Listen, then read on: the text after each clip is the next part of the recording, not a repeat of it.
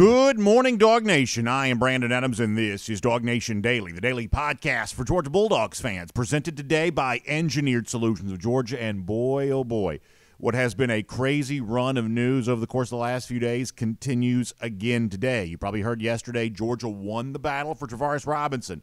Alabama sought him as its defensive coordinator. Georgia, though, swooping in quick, getting Robinson in a role here at UGA as a safeties coach and a co-defensive coordinator, and most importantly, just taking something from Alabama that it wanted, which probably matters more than anything else. But there could be positive reverberations for the Dogs on all of this, and we'll talk about that on today's program. We'll also talk about a recent transfer that we have not really spent enough time on. Connor Riley will join us to help fill in the gaps in all the news that's out there, and we will also, I guess, briefly address the guy that Alabama did hire as defensive coordinator, kind of a funny subplot to that. So a lot of ground to cover. Glad to have you with us for it. It is DawgNation Daily, the daily podcast for Georgia Bulldogs fans, presented by Engineered Solutions of Georgia.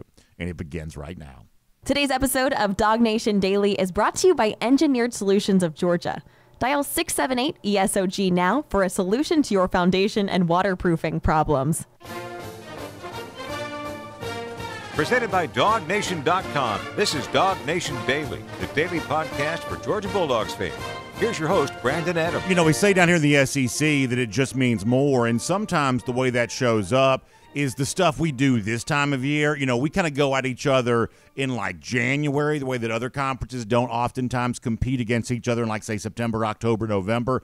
That's just sort of what we do. We've had an example of that over the course of the last few days over Travaris Robinson. Robinson's a very good SEC assistant coach, obviously an elite-level recruiter. It's clear that any SEC team would want to employ him. And to be honest with you, on Saturday, I'm minding my own business. I'm going to the basketball game. I'm obviously, many of you know, very deep on the Georgia basketball bandwagon here at the moment, and that was like the only thing kind of on my mind. It wasn't even a thought to me that T-Rob could be coming to UGA because as far as I knew it on Saturday, Georgia still had Will Muschamp as its safeties coach and co-defensive coordinator. And then as I'm heading down 316 to Athens, you find out, oh, no, Georgia's got a chance to, get Travaris Robinson and is hiring Travaris Robinson. That was obviously worth celebrating. And then after that, you got the situation where, okay, well, Alabama, in the early days of Kalen DeBoer as head coach, desperate for D.C., they turned back to T-Rob, who had spurned them to come to UGA, and said, please consider coming back. We'll make you defensive coordinator in full. You'll have total control of the defense. Clearly, this is a coach they desperately wanted. They brought him in on Sunday to interview. As we were doing the show yesterday, what we were led to discuss is, Georgia has hired T-Rob, but it's not obvious if Georgia's going to be able to keep him. That was the discussion we were having there at the moment. In fact, we were acknowledging that if Alabama is offering him the chance to be defensive coordinator, that might be a job it would be very tough for T-Rob to say no to. But as you're aware of, yesterday afternoon, Dawgs got some good news. Always fun to get over on Alabama. Always fun to put a rookie head coach in this league into his place. And yesterday, Kirby Smart stuffed him into a locker because we got the reporting from Chris Lowe, who's obviously on top of all of this with so many of the seemingly – the coaches who seem to work with Jimmy Sexton. But nonetheless, Chris Lowe saying Travaris Robinson interviewed with new Alabama football coach Kalen DeBoer for several hours on Sunday for the defensive coordinator job, but he has decided to remain at Georgia, sources tell ESPN. So here we are in the middle of the winter, early days of the 2024 offseason, and Georgia, over the course of the last couple of days, has had a chance to celebrate wins over Alabama a couple of different times for the same coach. Now, you could sort of tell yesterday, around the time we went off the air, you could sort of tell that all of this was going to go Georgia's way. The number one reason you could sort of tell this was going to go Georgia's way was because the Alabama message board posters had started saying bad stuff about T-Rob again, after treating him as if he was royalty for a little while there on Sunday. They had sort of trended back to, we don't want him anyway. And that was pretty much the only clue you really needed that all of this was going to probably go Georgia's way. and Georgia was going to be able to bring in a very successful coach, very sharp recruiter, respected guy to replace Will Muschamp, and while also keeping Will Muschamp in the program. This is a win, win, win, win all across the board for UGA. Really a home run in so many ways in terms of replacing a guy like Muschamp, but still keeping him in the program and bringing in such a quality recruiter and a quality coach like T-Rob. Now, there are some people on the Alabama side of all this, though, that look at this and say, why are we making such a big deal about a guy like Travaris Robinson? Why is this so much, so much discussion? Well, as I said before, Robinson is a good coach, and so from that standpoint, Georgia is happy to have him. But beyond that, listen, we're a fan-oriented show. I'm a Georgia fan. We have, fun around here. We try not to take ourselves too seriously. I don't mind telling you this. There are some people that sort of put up a front, put up a facade, sort of try to pretend to be something they're not. I don't do any of that. I am as God made me. There is a part of this. I'm just glad that T-Rob's coming to Georgia for the simple reason that Alabama wanted him. As I said before, I wasn't even thinking about T-Rob on Saturday. Travaris Robinson, respected coach, good coach. I'm thinking about trying to beat Tennessee in basketball and the rise of the Mike White era there at Stegman Coliseum. That's the only thing on my mind. T-Rob wasn't on my radar. But once I found out that Georgia could get him, and once I found out that Alabama did want him, well, of course you want to we're like, children playing with the same toy. To a certain extent, the only reason Georgia should need to want T-Rob is for the simple fact that Alabama did want him, and Kirby Smart taking him from T-Rob is a great introduction to Kalen DeBoer in the SEC. Sometimes it can be just as simple as that, where Georgia obviously benefits from this, but spiting Alabama is in and of itself kind of its own benefit here. So I don't mind telling you, and I won't pretend otherwise, that there is a part of this that's just sort of fun to take something that Alabama wanted. In the case of Travaris Robinson, that is what they wanted. Now they have hired a defensive coordinator. We'll kind of look at that a little later on the show and have a little bit of fun with that, because there is kind of an interesting angle to all of this, which we will get to. That is coming up a little bit later on. How about, though, the next phase of all of this? And what I love about Georgia fans is so many of you are always working a step or two ahead. Ultimately here that what Travaris Robinson could perhaps do, and admittedly, to start off with, this is sort of pie-in-the-sky thinking. And the one thing I try to be really careful about here is, clearly there's a part of me that's always going to want to hype things up and make things as big as they can possibly be. A, that's just fun. B, it's just an easy temptation to fall into. Once again, that's just kind of my natural tendency to make things as big and loud as they can possibly be. I don't think you sit here and do a show like this without having some proclivity in that direction, perhaps. But when it comes to, getting people's hopes up falsely, I try to be careful about that. We've been gifted with a big platform. I try not to use it unwisely, at least the best that I possibly can. So the one thing I've tried not to do too much of in light of Nick Saban's retirement the other day is fan the flames too much as it relates to a guy like Caleb Downs. And when the Travaris Robinson news comes out, well, that's the first thing everybody's thinking. Well, here comes Caleb Downs. Come on back to Georgia. Make the decision the second time you should have made the first time. And Kirby Smart win a recruiting battle this time that you perhaps let slip away the first time. It's easy to connect those dots. Georgia fans are always sort of working a page or two ahead, and a lot of them kind of arrived at that point. But we did want to be careful about some of that kind of stuff because it's just such an obvious thing. Well, of course you'd want Caleb Downs. He's clearly Alabama's best player. He's one of the best, probably the best freshman in all of college football here this year. It's an easy dot to connect, but you want to be careful about how you do it.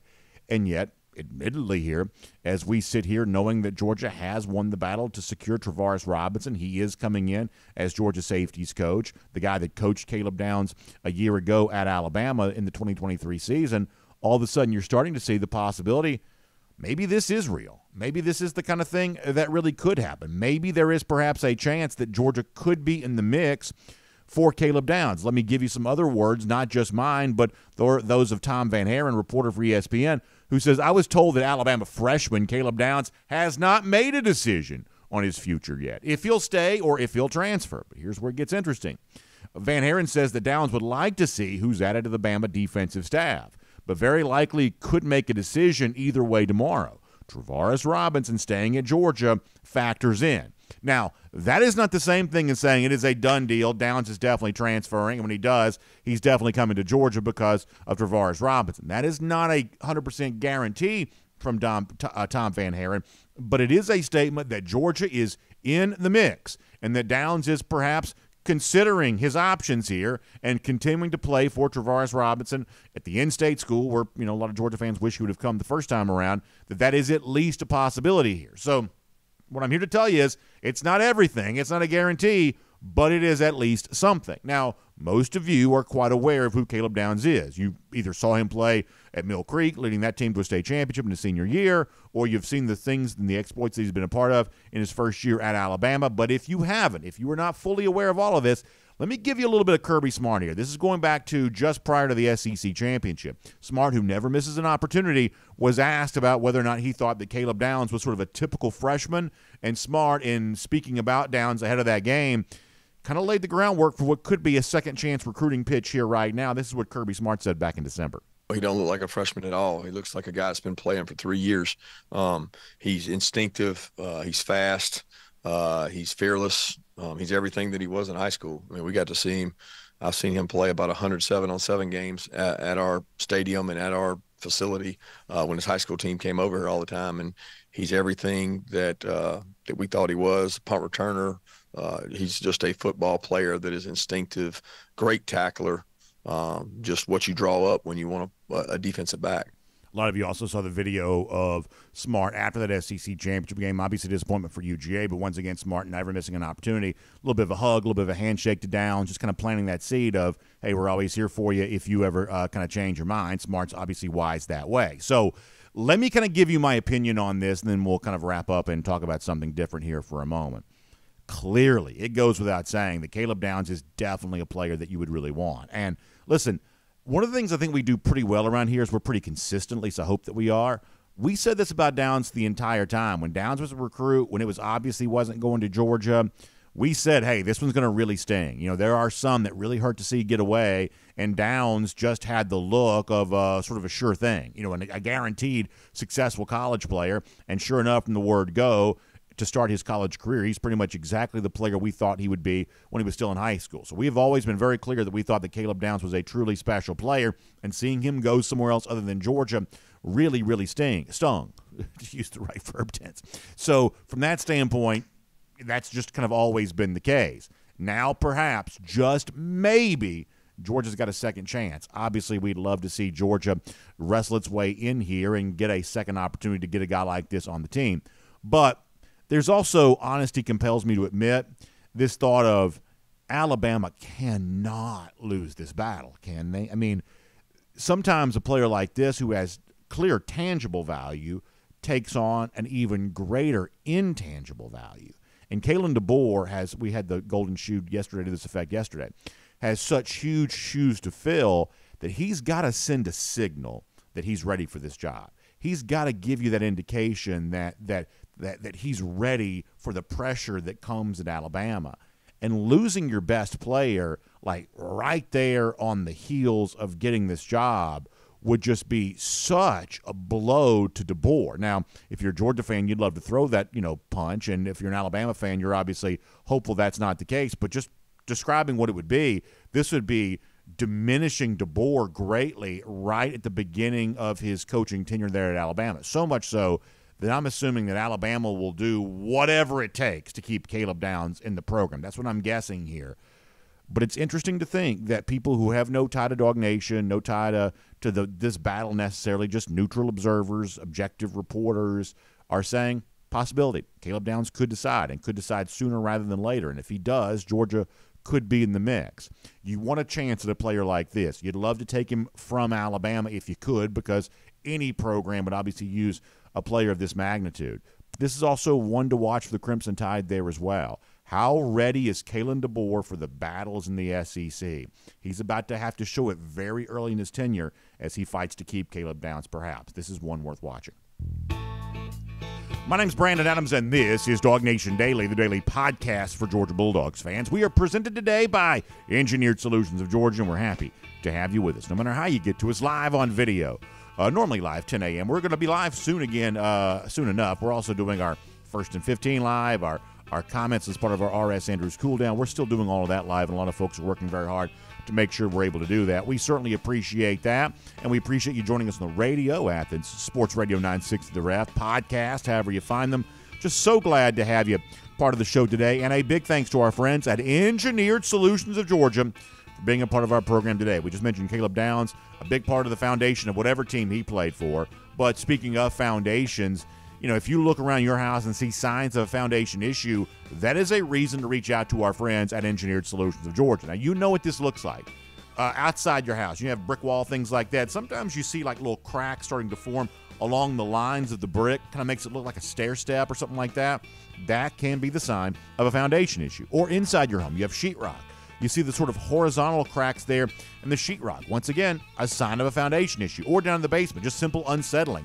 One part of the basement seems higher than the other. There's kind of cracks forming on the floor. Once again, that can be the sign of a foundation issue. Same thing when it comes to waterproofing stuff. Whether it be water creeping in when it's not supposed to be, when it rains, there's a lot of precipitation in the air seemingly here right now. All of these are signs of a potential problem, and it ought to be a trigger to you, as I've been telling you for years, to reach out to our friends at Engineered Solutions of Georgia. They are a solutions-based company, and one of the ways that shows up for you is putting smart people to work to solve your problem. They've got an entire team of engineers on staff. That's why they're called Engineered Solutions of Georgia. There's nobody else in our marketplace that puts that level of resource to work for you. A team of engineers looking at the structural integrity of your home and how that can be protected and defended. They are all about that. They're also proud partners of UGA, and I really appreciate your willingness to support those that support the Dawgs, because we obviously love Georgia football around here, and Engineered Solutions of Georgia does too.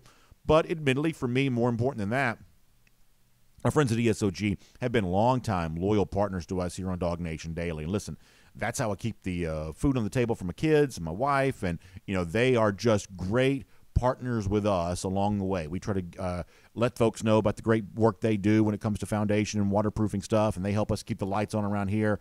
It's been a wonderful partnership, and I'm so thankful for them and so thankful for all of you who reach out to them when you find yourself in need of solving a foundation or waterproofing problem. So, phone number, very easy to remember, and of course, easy to dial. Simply give them a call, 678-ESOG now. That's 678-ESOG now. Engineered Solutions of Georgia, a solution for your foundation, your waterproofing issues. All right, we're going to get Connor Riley here coming up in a moment. Also, a reminder about a big announcement we're able to make for you here on DawgNation.com. I teased this a little bit yesterday. We'll give you more details on this here today. All of that coming up in just a moment. Prior to that, though, let's go around the doghouse. And one of the things about what we do around here is, and, we've been doing this since 2015. So we sort of saw the need way back a long time ago that there could be, college football talk happening on a daily basis, enough interest, enough news. We sort of saw the opportunity for a 365-day-a-year product way back then, and it's kind of funny to see how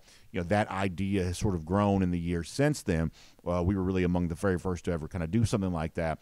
But for people who don't kind of live in the college football world the way all of us do, I think they sort of think of this as the off season. They sort of think of this as a time in which you sort of kick back, you take a break. Now, admittedly, I am slipping away for a few days next week, which I'm excited about. But the news when it comes to Georgia and college football in general is not slowing down at all. So much so that there are things that we haven't even had a chance to talk about yet. In fact, one of the stories we have not really discussed yet is the fact that while Georgia maybe perhaps looks for an opportunity to step in and win over a potential Alabama transfer like Caleb Downs, Georgia fans are at least hopeful that's true. As a precursor to all of that, Georgia has already brought in one Alabama transfer from kind of a similar position here, and it also kind of maybe sort of speaks to kind of a new horizon for Georgia overall. Let me show you Jake Pope. A lot of you know Pope because he did play some at Alabama, but also because Pope went to Buford High School. And Pope is leaving Bama, played mostly on special teams this year for the Crimson Tide, but on his way to UGA, says, coming home, I'm committed. And a couple of things you'll love about the Jake Pope story here just for a moment.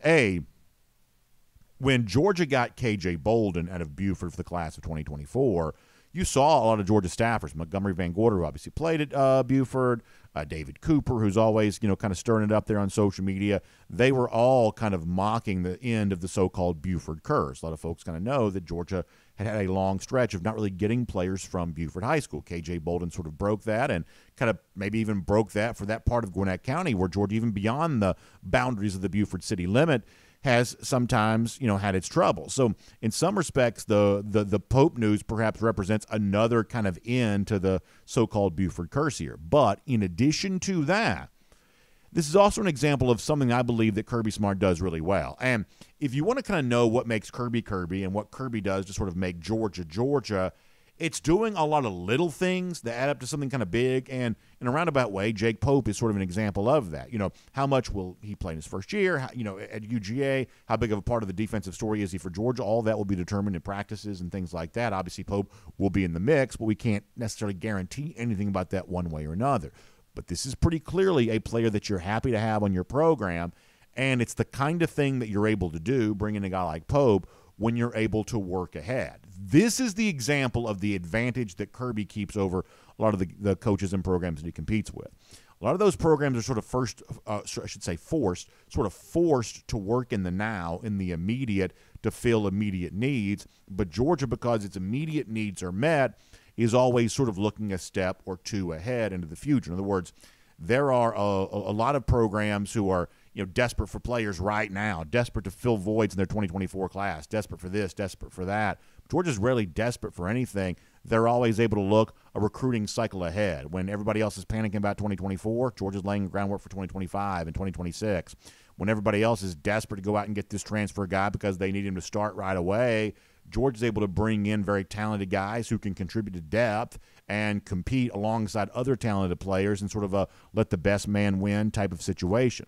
That's just one of those things that Georgia has proven to do very well. And working ahead on a guy like Pope is an example of that. This is a player that you're glad to have. He perhaps unlocks a lot of new horizons for UGA and perhaps is a little bit of foreshadowing what Georgia might also eventually be able to do with Caleb Downs. But even that said, he is still a player who's valuable in his own right. And the fact that Georgia is freed up and able to go after guys like this and add to the depth of the program and have a wonderful competition there at defensive back, I think says some really nice things about UGA. We'll make that around the doghouse here today. Now, let me also give you this. If you go to DawgNation.com today, I want you to know that it is open and ready for you. A wonderful, I mentioned stepping away for a few days. A lot of you know I'm going to be on a Royal Caribbean cruise next week, but all of you are invited to be on a Royal Caribbean cruise with me coming up in April. And somebody's going to be a winner of a Royal Caribbean cruise giveaway on our DawgNation cruise, courtesy of our friends at Kroger. So here's what you need to do. You need to go to DawgNation.com to enter for your chance to win. Now, it's simple to do. You go right there above the fold, near the top of the page there at DawgNation.com. You click into it. You just register for your chance. And all you got to do is tell us your favorite Brock Bowers moment to be entered to win. Brock Bowers has a wonderful career at UGA over the course of the last 3 years. Be remembered as a legendary player, as we've talked about many times before. Lots of memories.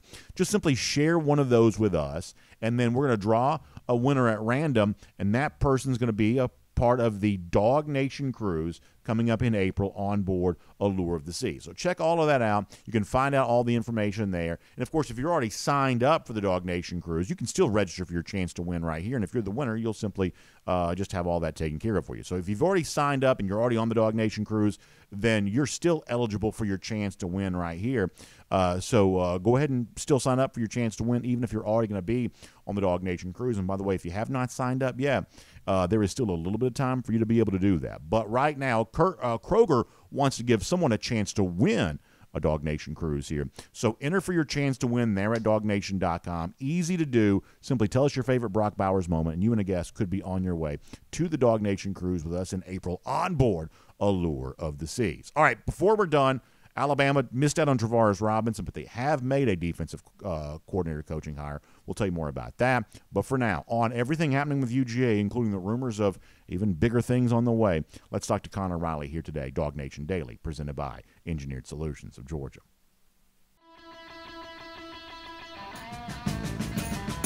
From Athens and across the SEC or wherever the recruiting trail may lead, here's a DawgNation.com insider. So keeping the conversation going here, happy to welcome in Connor Riley on DawgNation Daily, presented by Engineered Solutions of Georgia today. There's a lot to get to in terms of the follow-up to the T-Rob resolution yesterday and obviously what might be next on the horizon if Caleb Downs has a decision to make. We'll get there. But speaking of other safeties from Alabama, you know, Connor, I sort of joked about this before you joined us. There's been so much going on lately. We didn't really have a chance to even talk about the Jake Pope thing too much yesterday, but in its own right, this is a pretty interesting move for UGA. At the very least, it seems like with Pope and KJ Bolden, can we now sort of put to bed the Buford curse is sort of officially broken now? Is that safe to say in your mind?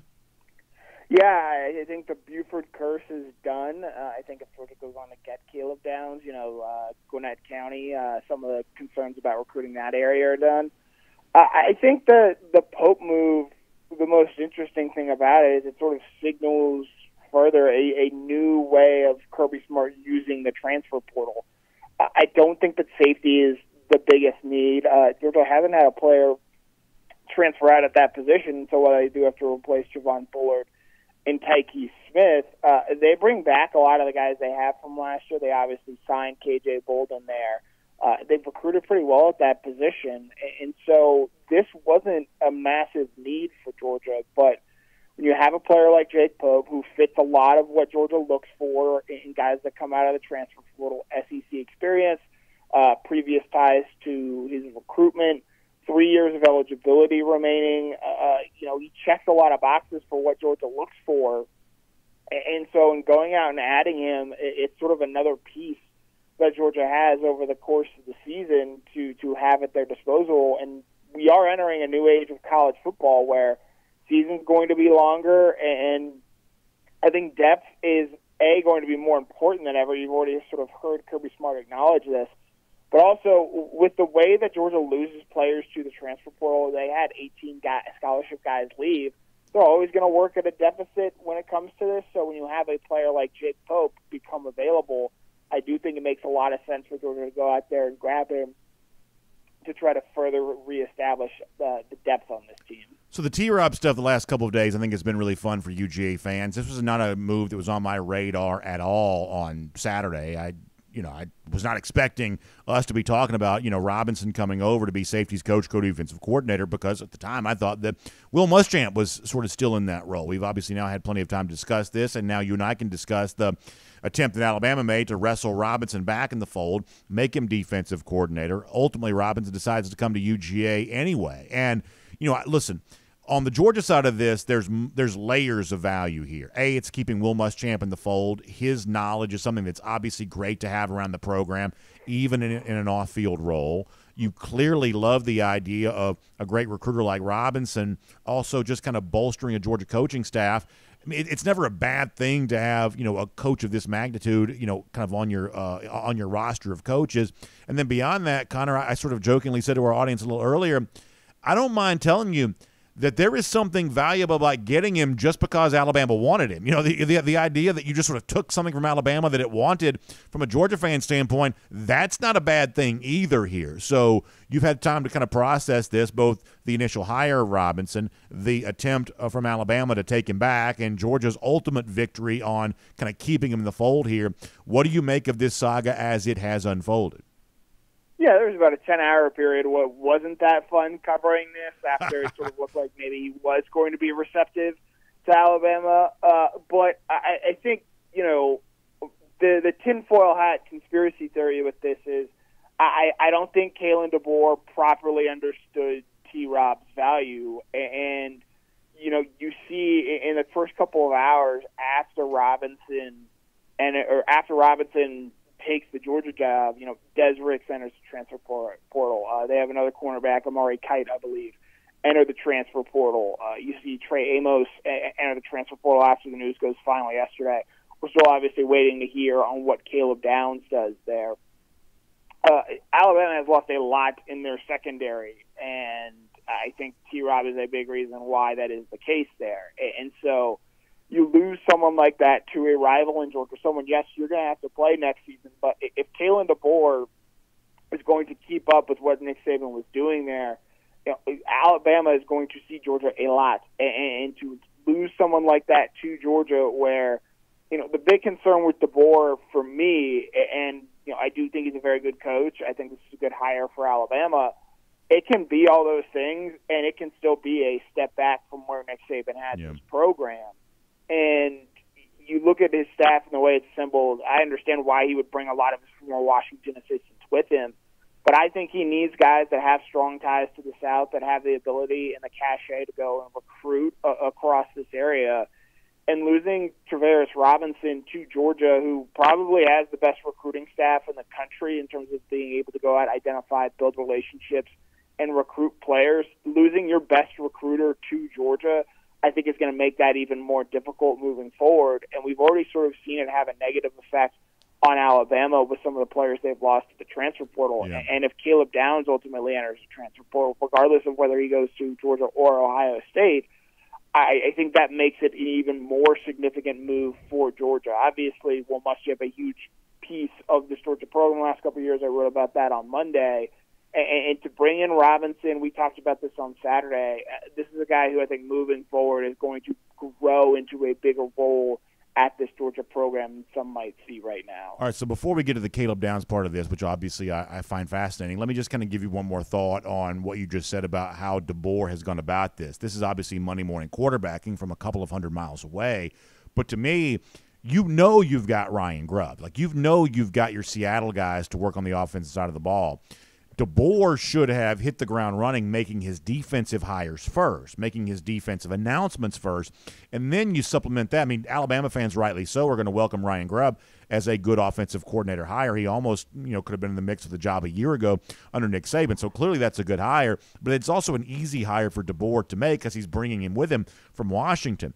Knowing that your vulnerability is going to be on the defensive side of the ball, and your vulnerability is going to be, guys who are familiar to SEC fans and SEC families of recruits and things like that, it seems obvious that DeBoer, his first act as Alabama coach, should have been those defensive coaching hires, where it seems like his first act was the easy stuff that he could have made at any point in time, announcing those, Washington dudes coming here to run the offensive side. Right, and as we take this call Tuesday morning, it sounds like Kane Womack is going to be his defensive coordinator, which I think is more in line with what he did in bringing in those guys from Washington with him. Ryan Grubb, obviously the big name there. Womack, a sitting head coach, and that can be spun in some circles as a win. And he is, he had been in the state of Alabama, so he does obviously have some ties to coaches in the area. But like a lot of guys on that staff, he doesn't have deep SEC ties. I believe he's been a graduate assistant at Ole Miss for 2 seasons. And that's really the extent of his ties to coaching in the SEC. And so ultimately, I think we'll see here, moving forward, how well Alabama is able to go out and recruit. Because I'm not the first person to make this, but I think this point, but a lot of these kids committed to Alabama not because they wanted to play at Alabama, but because they wanted to play for Nick Saban. I think we're going to see moving forward, especially in this 2025 cycle, just how much these kids really want to go play at Alabama.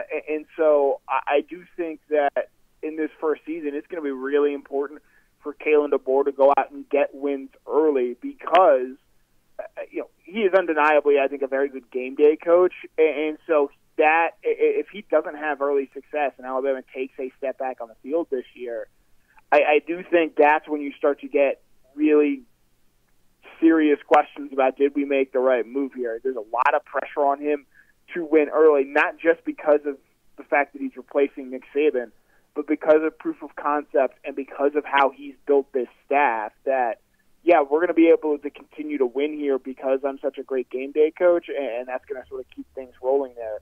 But with the hires that we've seen him make so far, he's not jumping all in to make a great SEC recruiting staff. I don't believe he has done that to this point.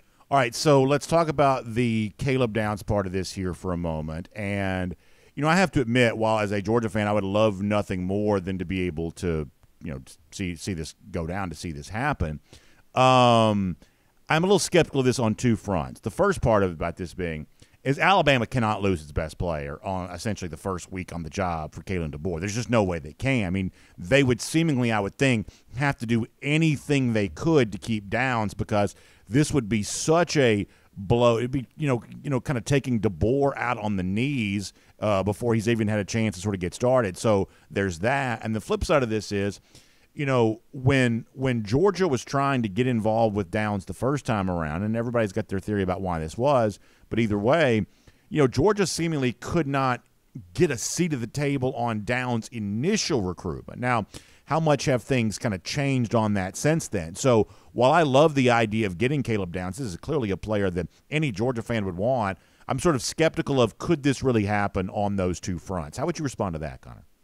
Yeah, Downs is one of the 10 best players in the country next season, and you've already seen Alabama. They lose Isaiah Bond, Des Ricks, a number of players from have already entered the transfer portal. Losing a player like Caleb Downs, even though he is a safety, I think would be pretty disastrous. And that's not necessarily on DeBoer. I think that is just, crummy circumstances if you're Alabama here. So you're going to have to manage this the best you can and hope that Downs is going to stay. They have had some big players. I believe Jahad Campbell, Jalen Mbakwe both announced that they are staying to play for DeBoer, so you hope that he stays along with them if you're an Alabama fan. If you're Georgia, look, I know everyone is sort of circling this like vultures, hoping that he does ultimately enter the transfer portal. It's not a slam dunk to me that he goes in the portal and instantly ends up at Georgia. Ohio State was very much a team that he considered coming out of high school. They finished as his runner-up in his recruitment. And I would expect them to be very aggressive here once again if Downs does enter the portal, along with the fact that just about every team in the country is going to reach out to Caleb Downs and try and bring him in. He is that talented of a player. I think he would be, without question, the best player to enter the transfer portal in this sort of offseason we've seen so far. And that's obviously going to attract a lot of teams. And to the point you make there, look, Georgia recruited him with Kirby Smart and Will Muschamp before, and he wasn't exactly the most receptive to the pitch. Now, obviously, bringing in Travaris Robinson helps you there. I do think that Kirby Smart's public comments and public actions towards Downs have maybe helped a little bit in that regard. He had a very glowing quote he gave before the SEC championship game, and then I think we've all seen the video now of Smart dapping up Downs rather after the game. And so, Caleb Downs is one of the best players in all of college football, and if you can get him, you absolutely find a way to do it. But it's not going to be as easy as I think maybe a lot of Georgia fans thought or anticipated, especially in the wake of the Travaris Robinson news. So last final thought for me on this, to put a more positive spin on this from the Georgia side, I think you and I have both noticed there's a little bit of a weird vibe around Ohio State right now. Now, admittedly, most of that's not defense. They're actually pretty good on the defensive side of the ball, ironically enough, for how many years they were good on offense but not good enough on defense. It seems like that's sort of reversed. So maybe Downs sees a good defense in Columbus if he were to consider transferring. But overall, pretty weird showing against Missouri in the bowl game. There was some weird chatter about the practices leading up to that bowl game.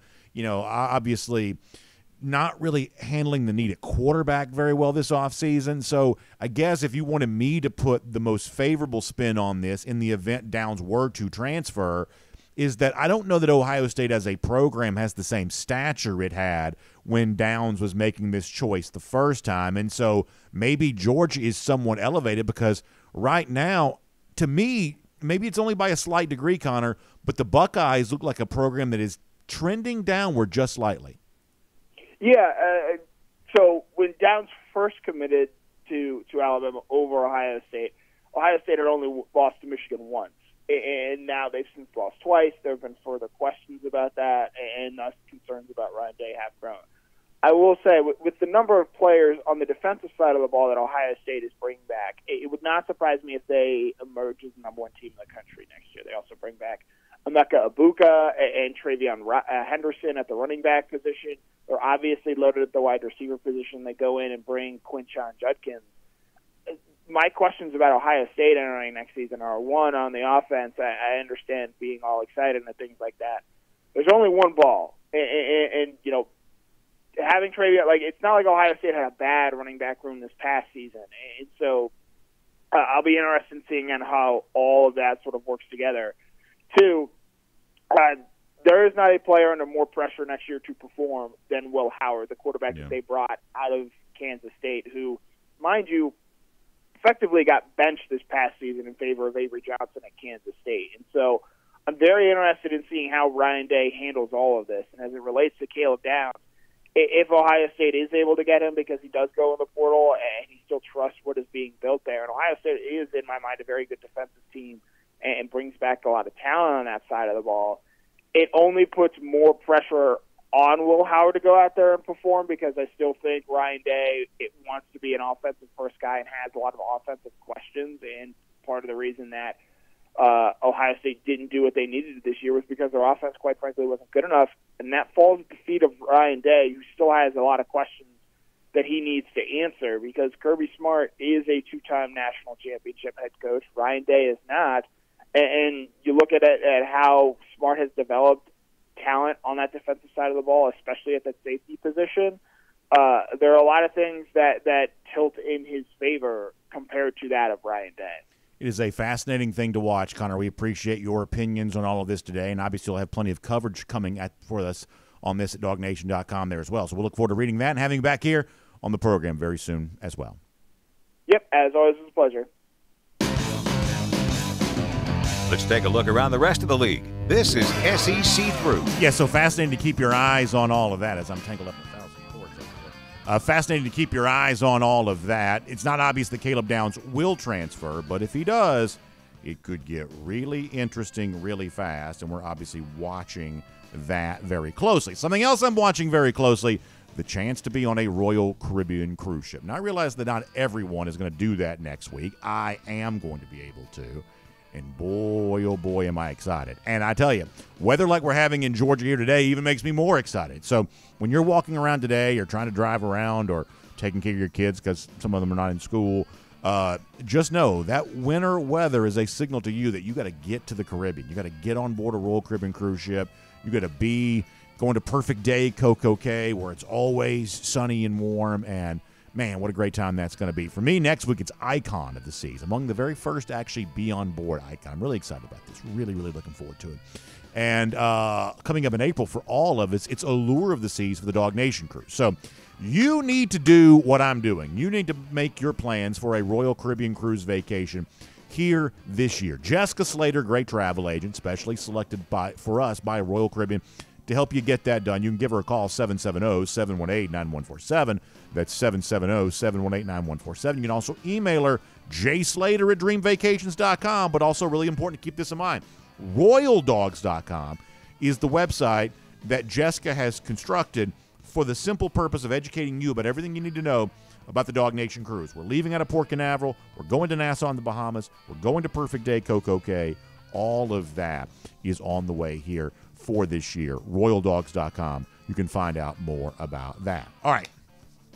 Let us now transition. As Connor mentioned a moment ago, it certainly looks like Kane Womack, the South Alabama head coach, is going to be Alabama defensive coordinator. This is not officially announced by Alabama, but it's been reported by everybody. So this is essentially, we would say, a done deal. You would perhaps think here. So it looks like Womack is going to be the guy. I find this to be interesting for a couple of reasons. Reason number one is, one of the things that Alabama has always been somewhat unique in compared to other SEC teams is Alabama shows no respect for in-state programs at all. They essentially never play an in-state program. They hate UAB. This goes back to when, like, Bear Bryant and Gene Bartow were, at the various schools. A weird sort of deal going on with them. Remember years ago, those of you who are, like, deeply entrenched in sort of SEC soap opera stuff, when UAB, a long time ago, wanted to hire Jimbo Fisher as head coach, and I believe it was Paul Bryant Jr. kind of blocked that at the Board of Regents level. Like, Alabama has shown no respect for in-state programs at all. And all of a sudden now, you got some Alabama fans trying to high-five. We got the South Alabama head coach as our defensive coordinator. This is a very different new chapter for Alabama. If they're high-fiving over the South Alabama head coach, it gives you an idea of how things have changed for Alabama, because historically that program has not shown respect to in-state programs. Now, obviously, Womack has been more than the South Alabama head coach, and this is where things also get kind of interesting too. Womack, former assistant at Indiana, the same way Ryan Grubb, like a lot of Indiana ties on this Alabama coaching staff here right now. Strength and conditioning staff, they come from Indiana there as well. I joked on X this morning that Alabama wants to be Indiana so bad right now, it certainly seems. So there is a decided Indiana flair to this Alabama coaching staff the moment Womack comes in there. So, they'll tell you it's the greatest hire of all time. They'll tell you that, he's going to be, sort of reinventing the Alabama defense, whatever else. But certainly a different era in Alabama when this is the kind of hire that's celebrated there on that. We shall see where it goes. Speaking of other interesting rumors coming to the SEC right now, and speaking of Ohio State, we talked about a moment ago. So it seems like the number one candidate to be the new athletic director at Ohio State is current Texas A&M athletic director Ross Bjork. Bjork also formerly the Ole Miss athletic director as well. And this is one of those things that I find fascinating because there's a certain category of athletic administrators that's totally disconnected from the world that coaches live in, where you're judged by wins and losses. Are you good or not based on your wins and losses? And there seems to be sort of a system for administrators that once you're in it, doesn't matter if your teams are winning or not, you're just sort of in the system. You're kind of sort of kissed in at that point in time. And Bjork certainly seems to be one of those guys. I've seen people on social media say that Bjork is failing upward. It certainly appears that is the case here. I don't find Ross Bjork to be all that impressive necessarily, at least judging him on the most important thing you do, which is make football coaching hires. I don't find him to be all that impressive, but there is a certain category of administrator that always seems to thrive no matter what their actual results are. Bjork perhaps is in that category. Here is an interesting story, and this is early days, so we don't know where this is going, but I couldn't help but notice. One of the most respected offensive coordinators in the SEC is Liam Cohen. Liam Cohen has also always sort of had one foot in the NFL. He worked for the Rams. He came to Kentucky for a year as offensive coordinator in 2021. He left Kentucky in 2022 to go back to the NFL, and then he came back to Kentucky as offensive coordinator in 2023. So this is a guy that has had a relationship with Mark Stoops. Stoops has been able to hire him 2 different times as offensive coordinator, but Cohen clearly has, some affection for the NFL because he keeps kind of gravitating back in that direction. Well, it has been reported that Cohen has interviewed for the Chicago Bears offensive coordinator job. Now, I don't know if he takes the job, don't know what's going on there, don't know what that is, but could not help but think about Brock Vandagriff in all of this because Cohen, when he was not Kentucky offensive coordinator in 2022, we have a very good idea what that offense looked like, and it was not good. So you got to imagine someone like Vandagriff and Vandagriff's family, to be honest with you, they've got to be watching stories like this pretty closely of, did we make the right decision? Did we go to the right place knowing that the offensive coordinator we thought we were going to be working with, no guarantee we're actually doing that? Because keep in mind, the NFL coaching carousel spins a little bit later than the college carousel does because the NFL season just ends so much later. So, it's not obvious that Cohen takes a job. Perhaps he does, and maybe the Vandagriff family knew all about this before they made the decision to go to Kentucky. I honestly won't pretend to be an expert on those inner workings there. But Vandagriff paired with Cohen could potentially be a very strong combination.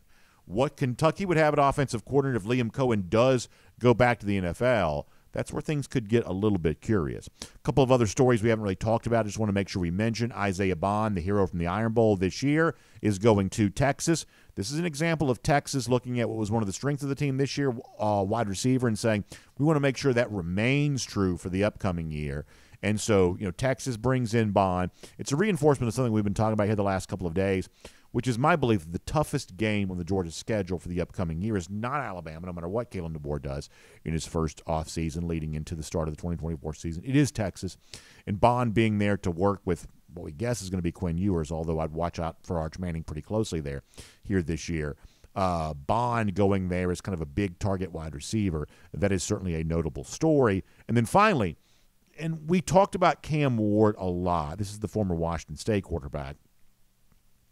As a little bit of, kind of a bellwether for like where things stand with the NIL world here right now, the transfer portal quarterback, and how hot the market is for quarterbacks. What we said is that Ward was a guy we were led to believe based on some reporting that clearly wanted to maximize his value in the NIL space, and watching to see where he went was going to be a little bit of a tell about where things stood. And for a while, it seemed like it was a very soft market. Ward had announced he was going to the NFL, and now he sort of circled back to come to Miami, a place that is known for paying big NIL deals. John Ruiz is very public about that, but not really known for developing quarterbacks very well. So I've said before that if you want to get an idea about what's really going on with the most lucrative position of all when it comes to NIL, this Ward story to me a little bit of an example of that. I believe quietly the actual market for quarterbacks in NIL right now might be a little soft. The Ohio States and the Florida States and the teams like that really need a quarterback, seemingly they either were unwilling to or unable to really pony up and spend big for a guy like Ward. He clearly wanted the money. He takes it, we would say, from Miami because they have a history of paying here, but that's not usually a pretty good spot for NFL development. So I would say the Ward story is one worth paying attention to here because seems like that might be an example of a little bit of a soft market for NIL right now, and we will make that cruising around the SEC, courtesy of Royal Caribbean. And before we wrap up here today on DawgNation Daily, just want to give you a quick shout-out to our friends at Mr. Rooter because they offer whole home water filtration, drain and cleaning repair, and water heaters, so much more. At Mr. Rooter Plumbing, they're dedicated to addressing your plumbing needs as quickly as possible. They offer both residential and commercial client satisfaction here, and they're working all day, every day to take good care of you. So you can rest assured that you can count on Mr. Rooter for upfront pricing, flexible service options, and exceptional customer service. Plus, that $29 service fee can be waived on any repair. So make sure you visit MrRooterGeorgia.com. That's MrRooterGeorgia.com. And as we say goodbye to you here today, a couple of golden shoes to give out. The first one in honor of the idea, the possibility that perhaps Caleb Downs could be, considering that transfer here. Kirby Smart having some fun there. Our buddy Sugar Ray sent this. I love this new era we're in of the AI-aided graphics. We haven't had a lot of these submissions here lately, and they've all been, really fun and really good. It's just amazing the technology that exists now. We're kind of always sort of living in this sort of meme world for our golden shoes, and some of these artificial intelligence enhanced ones lately are very good. Sugar Ray's a funny and talented guy, so we'll give him a golden shoe for that here today. And then some of you are aware we've had occasional issues here and there lately, and so Frankie Fibonacci said, this is not what it looked like on the screen, is it? A little bit of a glow around me yesterday as we were doing the show. Frankie having some fun with that. We'll give him a golden shoe for that there as well for our live comments as part of our R.S. Andrews cool down. Very funny stuff from Frankie. Lousy, stinking Gators, they've got nothing to laugh about. They've got nothing but misery in front of them. 1,165 days. That's how long it's been since they've beaten Georgia, so their past isn't very bright either, and we revel in that. Their misery is our mission, and so we will celebrate that as a part of a Gator Hater Updater. Thank you for being here on DawgNation Daily, presented by Engineered Solutions of Georgia. We'll look forward to seeing you back here again tomorrow. And on video, time now for the R.S. Andrews Cool Down. R.S. Andrews, of course, the one you turn to for your air conditioning, heating, plumbing, electric needs. They show up on time. They do the work that's promised, the price is promised. You can trust them on all of that here today. All right, so we're going to dive in here. Philip Jordan Wells enjoyed that that golden shoe there. So funny stuff there on that. All right, well, I want to start on Facebook today. We'll roll through some comments, and we will have a good time. Brian Nash says this is without a doubt the best defensive coaching staff in the country. Yeah, I mean, it's hard not to conclude that, right? I mean, like Dante Williams is not really a guy I know a ton about. Of course, I didn't know anything about Fran Brown either. But Williams seems to come well recommended. T-Rob, I definitely, feel like we've obviously gotten to know him very well, just given the time he spent around the SEC. There's actually a little bit more I want to do about what that hire could mean for Georgia. Hopefully we get a chance to deal with that here coming up on a show soon enough. But, I mean, I love it. I mean, this is really the strength of programs that, any program, if it could have a great head coach, would probably find the money somewhere to hire that guy, maybe keep that guy. Almost any program would at least try their best to do that. Maybe coordinators, a little bit more broadly speaking, there are a lot of programs that could probably have good coordinators. When you get down into the trenches of the position coach level, the ability to pay, retain guys, keep them in the fold, that's what really separates, one top-level program from the rest. It's those 10 assistant coaches, those position coaches, how strong you are with those. That goes a long way towards determining the overall strength of a program, and pretty clearly Georgia's in good shape when it comes to that. Jacob O'Neill says, is this a dream? BA starting on Facebook today? It's not quite fair. I do feel like we try to rotate as much as we possibly can. I also got some grief yesterday that I always stop at DawgNation.com, and when I get there, I pull the trigger on the show. I apologize for that. Oh, yeah, Randy Hall, thank you very much. I actually tweeted about this during the non-live portion of our broadcast today, but Mason Short Very impressive offensive line, formerly an Alabama commit. He is an Alabama commit no more.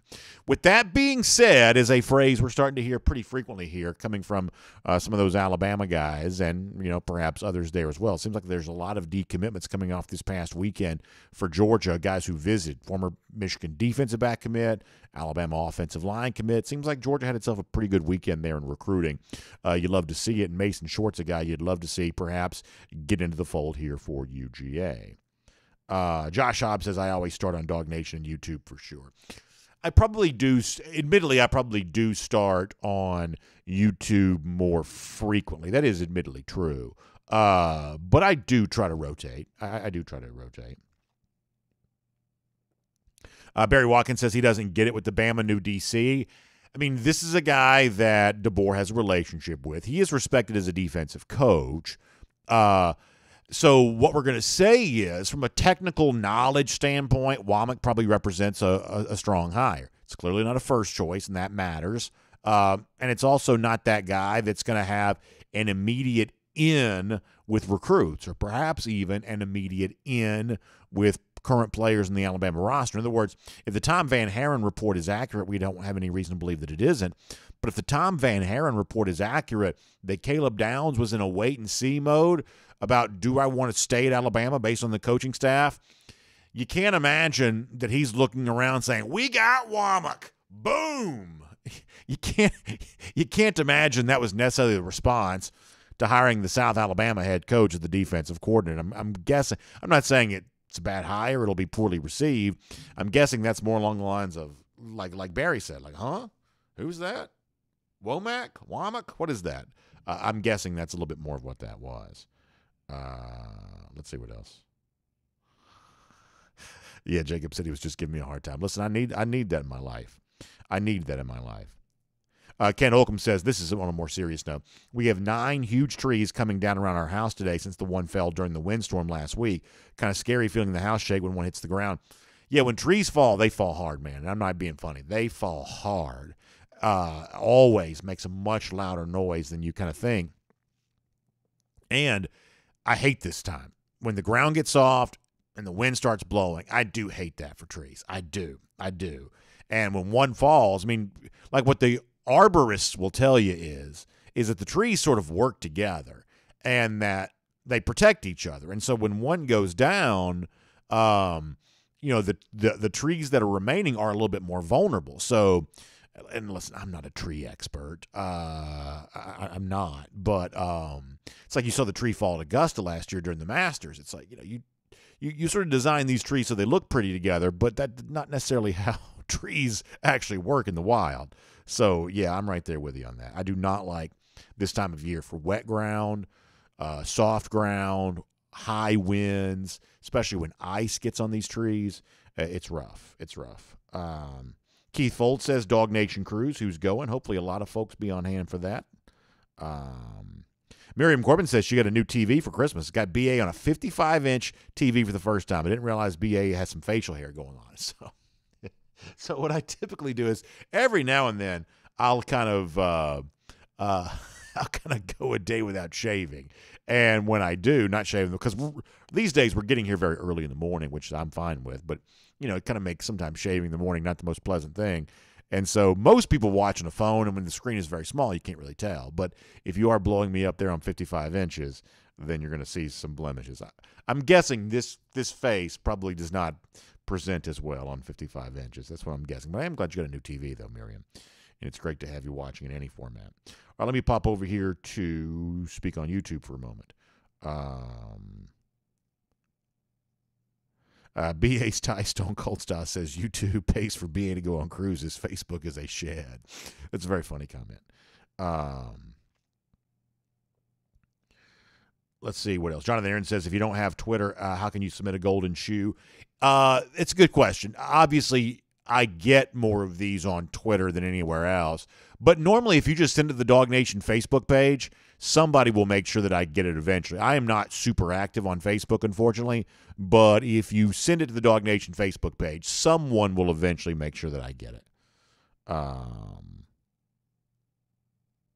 Woodland Revival says it's time for me to join the beard gang. I think one of these days I will. But my kind of thing is, as long as I've got enough hair on top of my head to sort of suffice, I think I'm going to be kind of fine with no beard. But the day, and eventually it's going to get here. When I start losing more of my hair on top, I think I'm going to go beard at that point in time. Or you ever see the photos, the video of David Letterman after he retired? Just kind of let it go. I feel like I've said before I'm never going to retire, but if in the event I'm ever, out of work for whatever reason, I think I may just sort of let it go and just kind of do a David Letterman style thing. Morgan Forrest says, any idea of the scholarship count for UGA? Based on our best available numbers, it seems like they're slightly over, but it also, I think, seemed like they were slightly over a year ago, too. They have accounting measures that we're not privy to.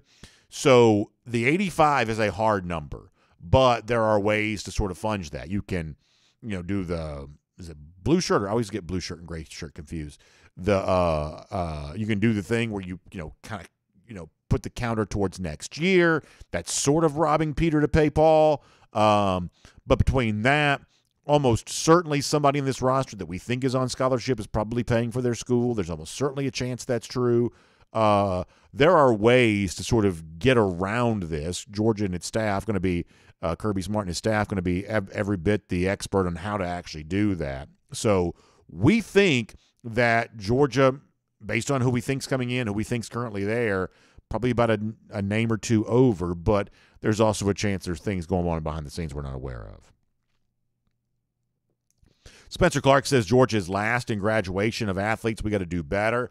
So let me tell you my thought there on that. And admittedly, I'm probably not as academically bent as some of you are, which is fine. I'm not against academics. That's just not really, my thing. I'm talking about, high-level academics, not necessarily my thing necessarily. But here is my issue with graduation rates overall. If you want to go back and look at how these have been commonly tabulated, they're many years in arrears. Is that the right word to use? When the graduation rates are released by the NCAA, we're talking about many years back. We're typically going to find out information about that. And the other thing that the historic graduation rates have kind of factored in, which doesn't really meet the moment of the modern era in which we're living in, is that when players leave a program, that's going to be a penalty against your graduation rate. So what we really don't know is, because it's not easily tabulated, is how many players that come through Georgia actually end up graduating college. We don't necessarily know that because we're in a day and age in which players transfer. We're in a day and age in which players at a place like Georgia, the overwhelming number move on to the NFL. It's really amazing the percentage of Georgia players who at the end of their playing career at least have some NFL aspirations. Not all will make it, but there is virtually no Georgia player that won't be in an NFL training camp or playing in a spring league or something along those lines. And so, that player who moves on to try his hand at the pros but does not graduate, that also counts against Georgia's graduation rates as well. I'll go so far as to say this. I don't really care what Georgia's graduation rates are. I really don't. I don't care what Alabama's graduation rates are. I really don't care what anyone's graduation rates are. Now, I think if you're a player and you come through your time at college, you are given the gift of a free education. If you choose to use that, that's ultimately your choice or not. And obviously, you are setting yourself up for a lot more success in college if you use that education wisely. But if you study a bunch of nonsense classes or you don't study at all, well, at that point when your career is done, then you're not going to have taken the full advantage of the gift that you were given there in college. But in terms of graduation rates, that's a huge problem. I'm not mocking people who feel that way, and I'm certainly not mocking you. Clearly, this is a closely held belief for you, which I'm fine with. But I'm here to tell you that not only do I not care about Georgia's graduation rate, I really don't care about Florida's or Alabama's or Auburn's or Tennessee's or whatever else. I'm just not that into this as a stat because of how it's tabulated, as I described before, and ultimately because, listen, how many people I'm a college graduate, but I'm not working in the field that I graduated in. How many people do you know that don't use their college degree in any way for employment? The college system, most parents believe this is the way that my kid is going to make a good living and have a good life, and sometimes it works out that way, but not for everybody in every way. One of the reasons when we have a college debt crisis right now is because, people were sold what I believe is a bill of goods in some respects of do whatever you can do to get into a good school, figure out some way to pay for it, and you'll be so glad you got this degree from so-and-so nice school that's really, really expensive. But ultimately, a lot of the degrees that come from these schools don't produce the kind of careers and income to make up for the cost of college, and so therefore it ends up being a really bad thing. So it's a very long answer to a pretty simple question. But I am not going to jump up and down about the importance of graduation rates when I'm not quite so sure how well colleges overall right now are doing at preparing their students for the job market. And when it comes to what I think is a fairly antiquated way the NCAA tabulates this kind of stuff. So you can choose to agree with me or not. I'm just giving you my point of view on that.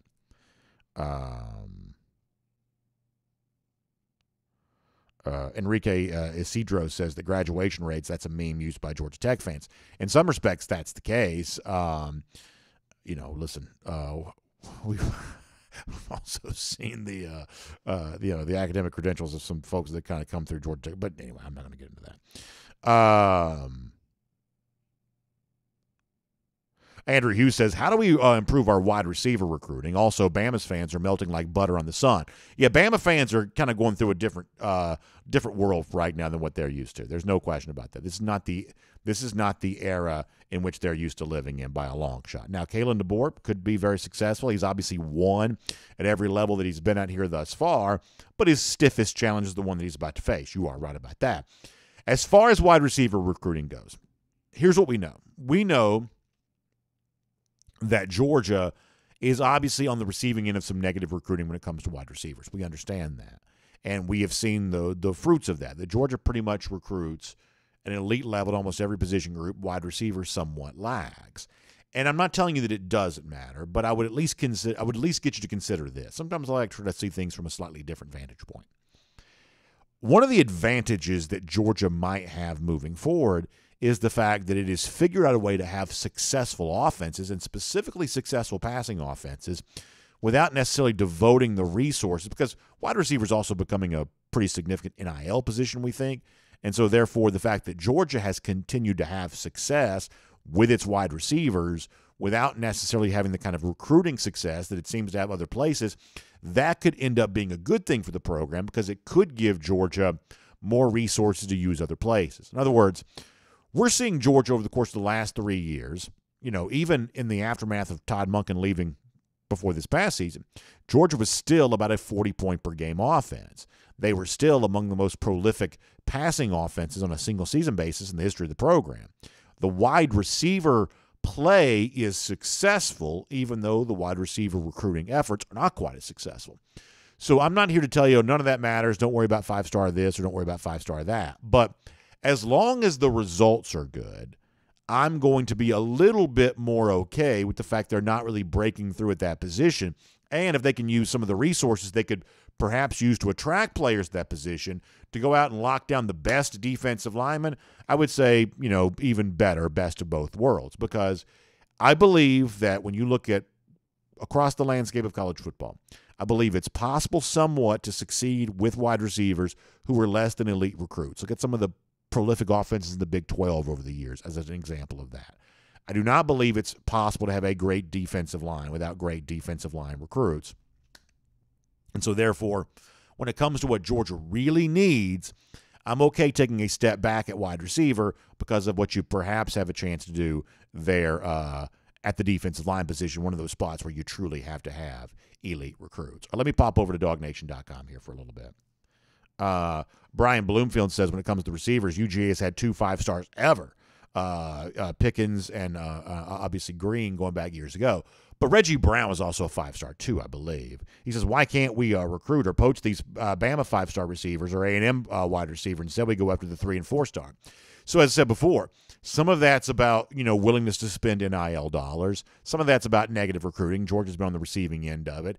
And I'm not telling you shouldn't want players like that. I mean, for those of you who've been with us for a good number of years, you remember how happy I was when George Pickens flipped to Georgia on signing day for the class of 2019. But ultimately, you got to judge this by results.